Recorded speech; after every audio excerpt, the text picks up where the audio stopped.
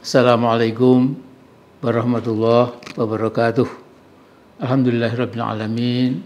Wassalatu wassalamu ala asyrafil anbiya'i wal mursalin wa ala alihi wa sahbihi ajma'in. Amma ba'd. Rabbi shrah li sadri wa yassir li amri wahlul 'uqdatam min lisani yafqahu qawli. Saudaraku sebangsa dan setanah air, ada yang menarik dari banyak berita tentang Jokowi akhir-akhir ini. Antara lain, Jokowi akan berkantor di IKN Kalimantan Timur sejak 10 September sampai 19 Oktober 2024 tahun ini. Jadi sebelum purna tugas, itu selama 40 hari penuh, Jokowi akan berkantor di istana yang dia impi-impikan dan bangga-banggakan berdasarkan apa yang saya ikuti dari sepak terjang Jokowi sejak tahun pertama sampai jadi presiden pada 20 Oktober 2014 sampai hari ini. Jokowi adalah, menurut saya ini, produsen kebohongan tanpa henti.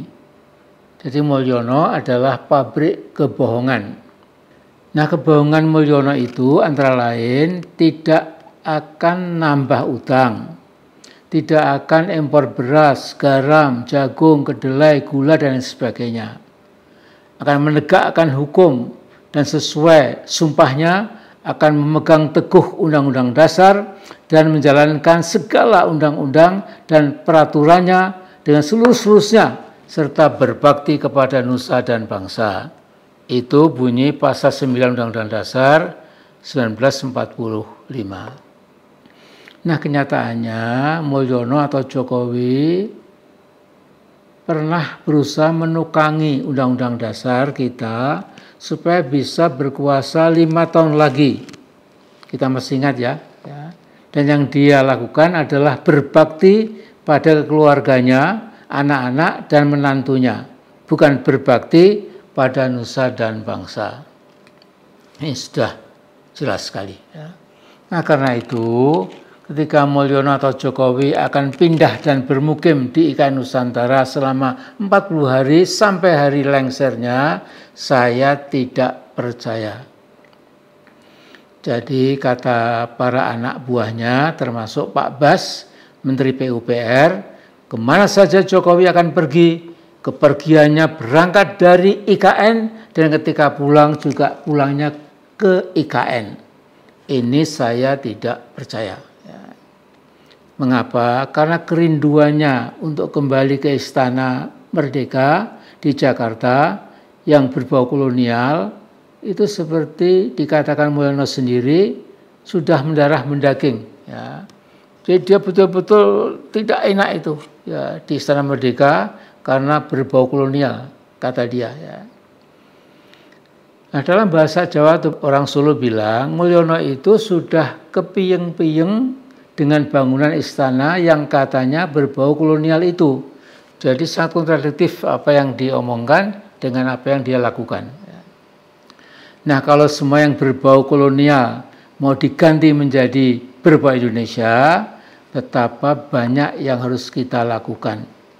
Misalnya seluruh rel kereta api di Jawa itu peninggalan kolonial Belanda. Apa mau dibongkar semuanya? Rel kereta api made by Holland, kemudian diganti dengan memasang rel yang baru made in Indonesia. Ini sesuatu yang mustahil. Jadi betapa bodoh dan cupetnya Mulyono punya logika, sebuah logika yang kesleo atau tergilir. Ya apa boleh buat, memang Jokowi tidak punya ijazah SD SMP, ya kita jadi maklum.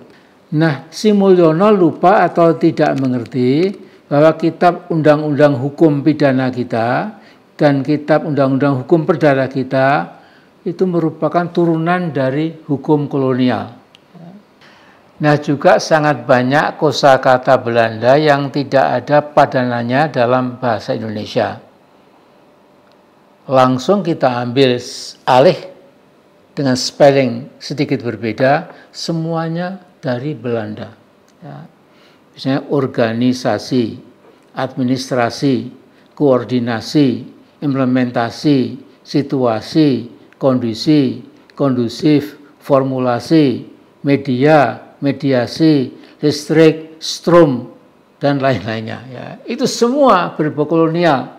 KUHP Indonesia itu banyak mencontoh dari KUHP Belanda yang disebut sebagai Wetboek van Strafrecht. Jadi kalau Mulyono akhirnya harus masuk penjara, tentu karena Mulyono selama jadi presiden melanggar pasal-pasal KUHP tertentu, pasal tertentu dia langgar ya. Nah, saya kira ini harus jelas buat Mas Mul. Ya.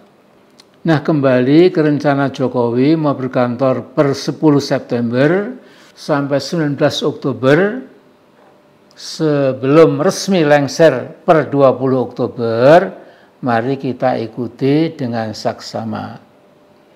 Jadi 40 hari bermukim di Istana Garuda yang sayapnya Deprok atau Dekem, tentu sebuah prestasi Jokowi yang mencengangkan, andai kata itu betul ya, kalau dia tidak bohong ya.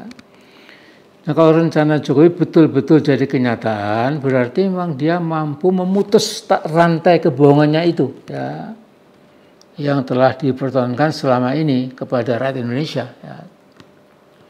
Tetapi saya tidak yakin ya dia akan 40 hari bermukim di Kalimantan Timur itu ya. Saya kira itu hanya bualan saudara kita Mas Mulyono. Ya. Nah, jadi di masa lalu saya pernah menyatakan bahwa Jokowi itu bukan pembohong profesional, dia itu pembohong patologis.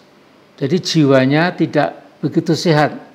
Menurut para ahli ilmu psikologi maksud saya, seorang pembohong patologis itu sejatinya menghancurkan dirinya sendiri dan tidak pernah peduli konsekuensinya. Jadi saya quote, they harm themselves with their behavior, but keep doing it despite any consequences. Ya. Ini kesimpulannya. Ya. Jadi mari kita ikuti terus drama politik Jokowi keluarga dengan saksama. Ya.